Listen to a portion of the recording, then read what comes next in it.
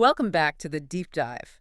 Today, we're really digging into something crucial, something our sources consistently point to as the secret weapon for elite poker players. Look, if you're serious about getting better, really getting beyond just being competent, well, talent alone isn't going to cut it. That's just the entry fee, right? The real edge, the thing that separates the consistent winners, it's having a solid, consistent poker study routine. Yeah, absolutely. It sounds maybe less glamorous than playing, but it's fundamental. Think about it playing without a structured study plan.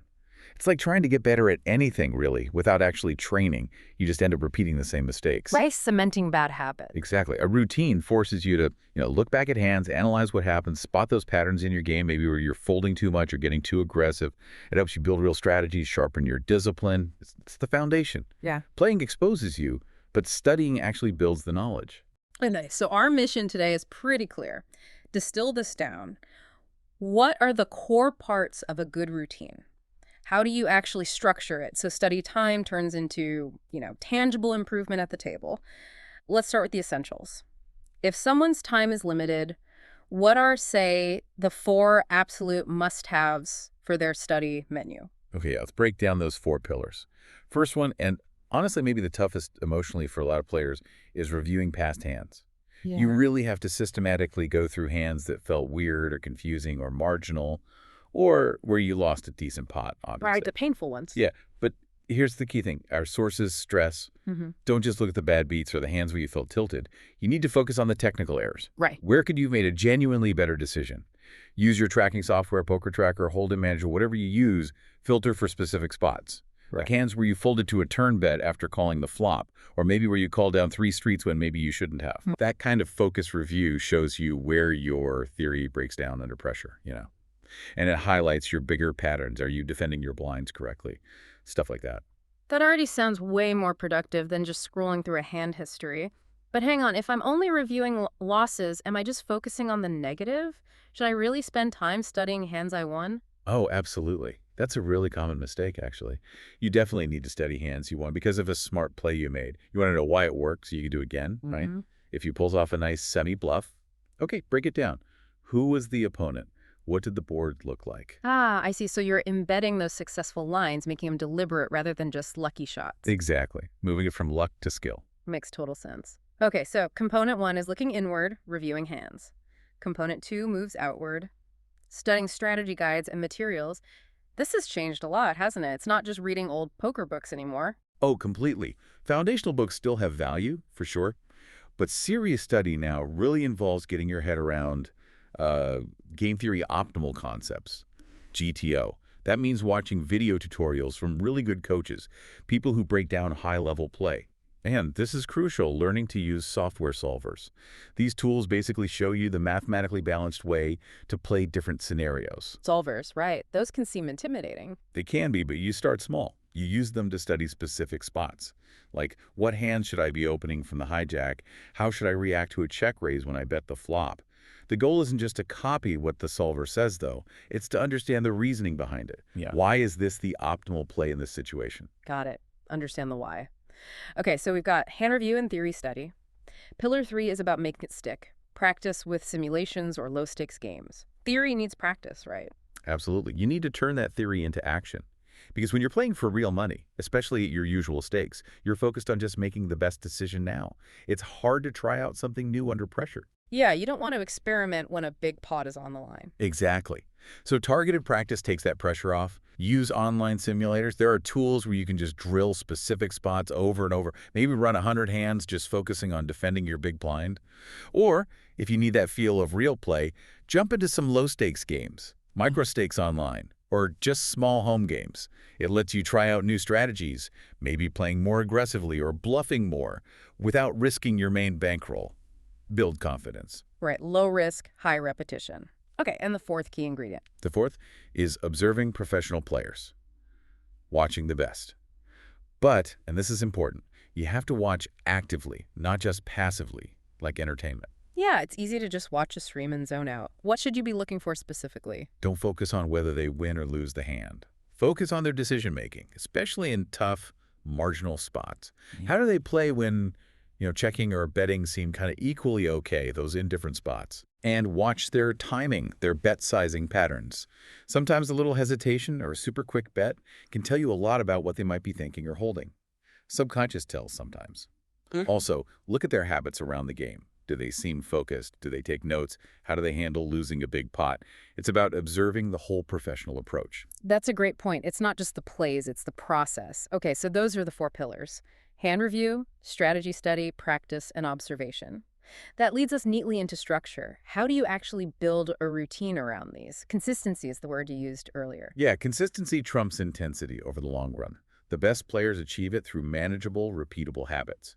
The sources often suggest structuring study into daily, weekly, and monthly cycles.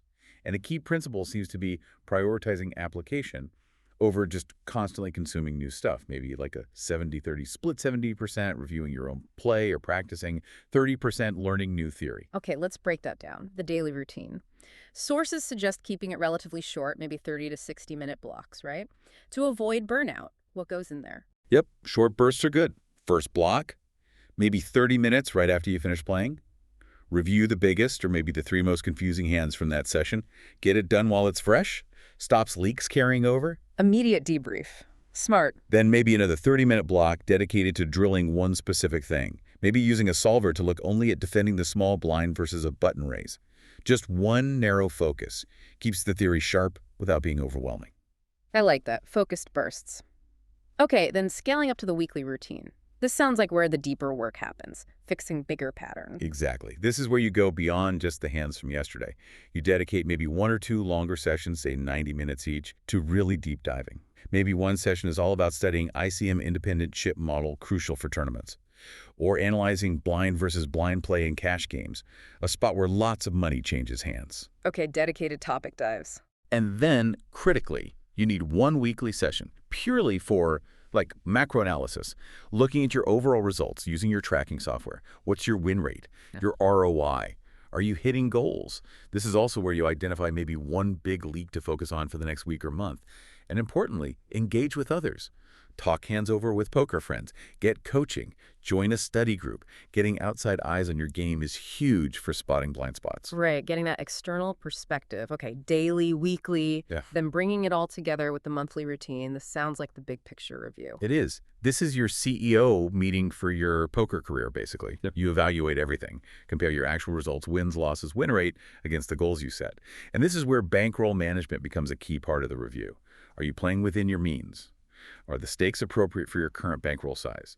Variance is real. You need to be able to withstand the swings. Often overlooked, but absolutely vital. You can be a winning player and still go broke with bad bankroll management. Precisely. So you review the financials, then you adjust your plan. If you found, say, a big leak in how you play 3-bet pots out of position, okay, your study plan for the next month needs dedicated time on that. Goal setting here needs to be specific, not just get better, but increase my check raising frequency on the flop by 10% or improve my red line by focusing on non-showdown winnings, granular goals. Specific, measurable, all that good stuff. Now, the hardest part, as you said, sticking with it, any practical tips from the pros on maintaining consistency, especially when the results aren't coming immediately?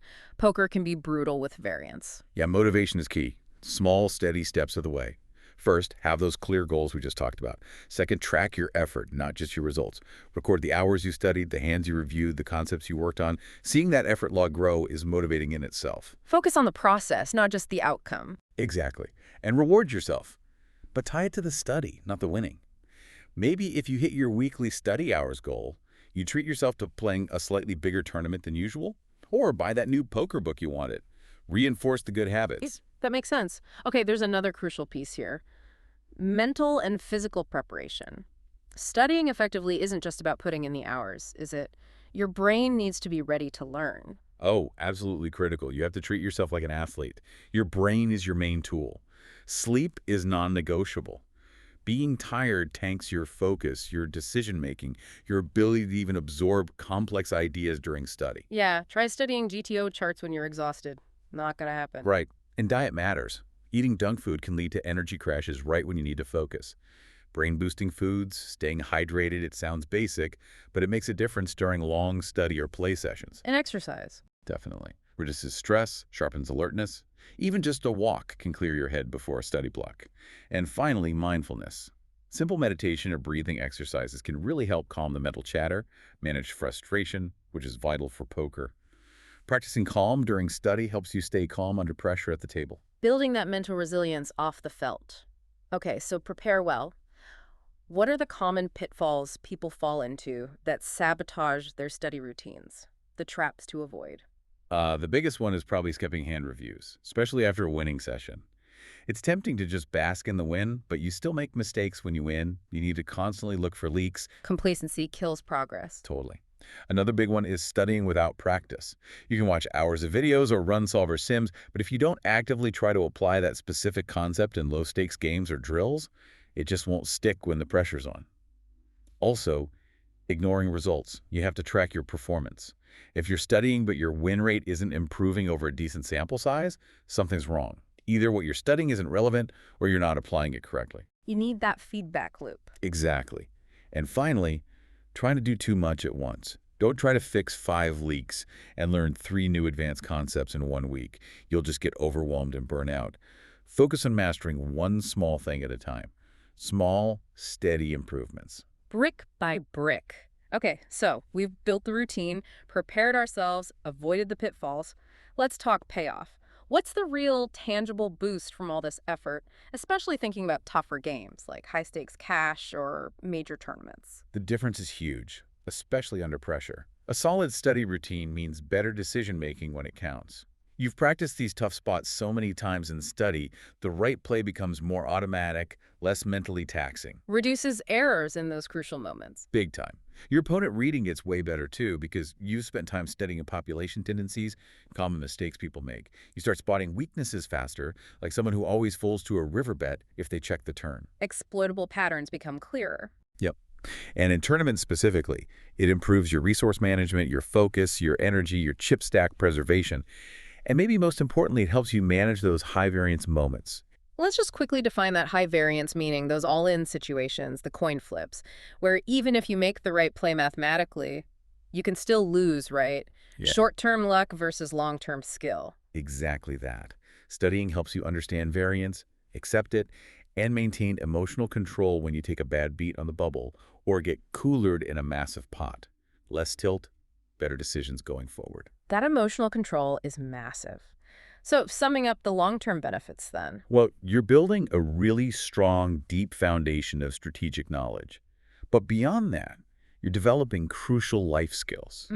Mental resilience, focus, patience, discipline. Yeah, skills useful way beyond poker. For sure. The routine gives you that clear roadmap for constant improvement. Yeah. You know what to work on next. You're building the habits of a true professional, someone who treats poker seriously, strategically. That's powerful stuff.